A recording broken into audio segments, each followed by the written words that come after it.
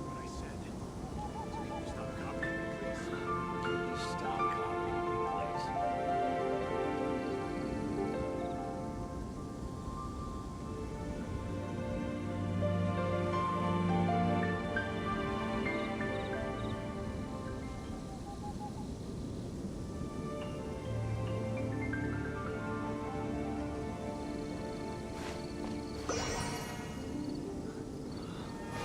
Stop copying me, please.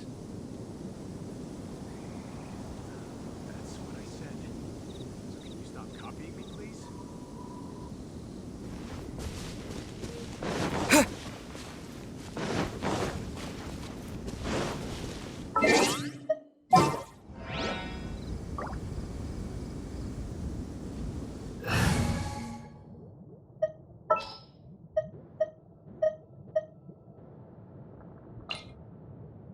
Oh, how it...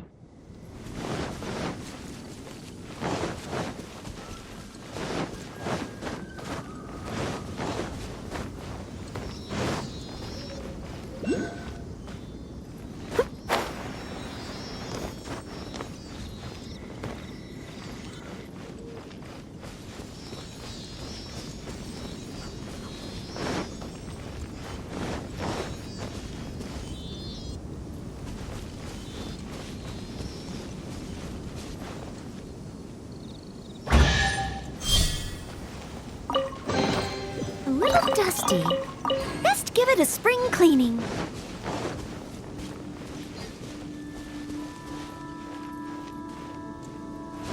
Someone needs assistance.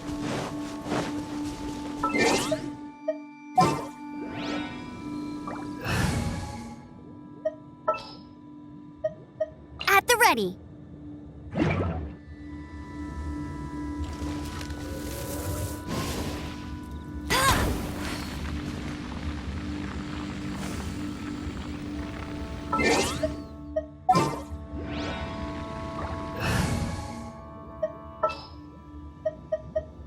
Oh, how exciting! All in a day's work.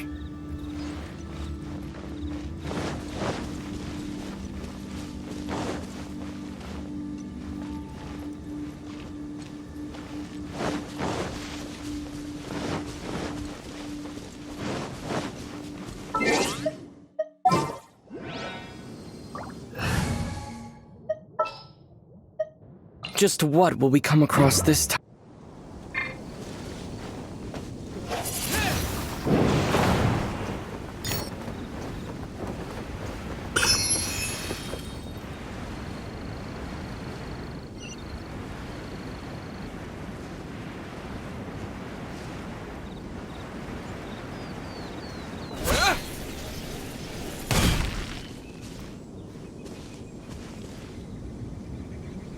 Right on time.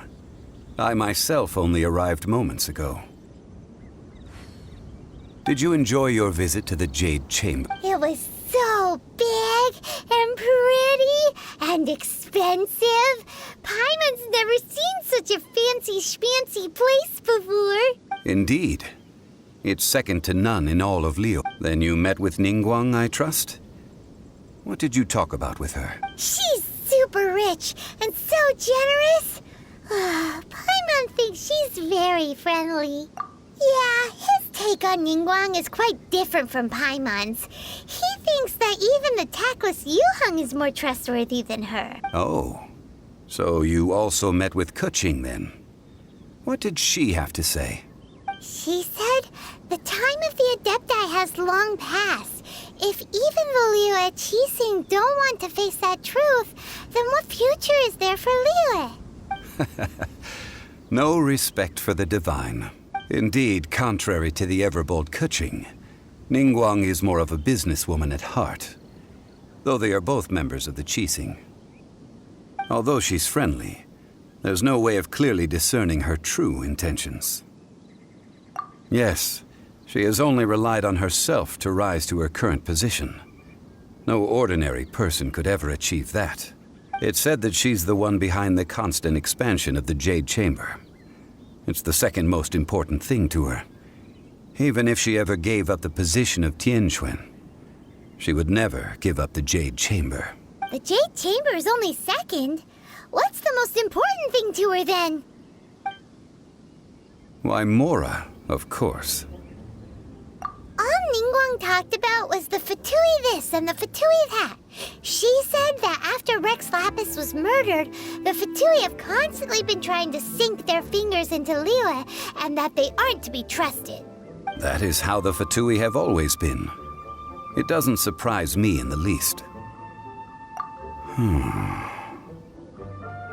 No matter what they may be planning, you must be careful when dealing with the Fatui. Always be on your guard. So, is there anything we need to get for the rite of parting in Diwa Marsh? Yes, as a matter of fact, there is. Today, we'll be gathering wild glaze lilies. Glaze lilies? But why did we come all the way out here? Doesn't the garden in Eugene Terrace have some? Oh, right! Paimon remembers that Madame Ping is always tending to flowers. Maybe we could ask her. No.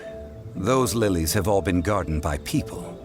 They won't do it all. Dihua Marsh used to be full of glaze lilies. Before the Archon War, Dihua Marsh was all dry land and fertile soil. But the war caused landslides, and the land was flooded, turning it into the marsh you see now. Nearly all the glaze lilies were wiped out. Of course, there are some kinds of flowers that have been preserved and gardened by people in the city. But very few people know that glaze lilies may still be found in the wild. Wild glaze lilies have the strongest fragrance.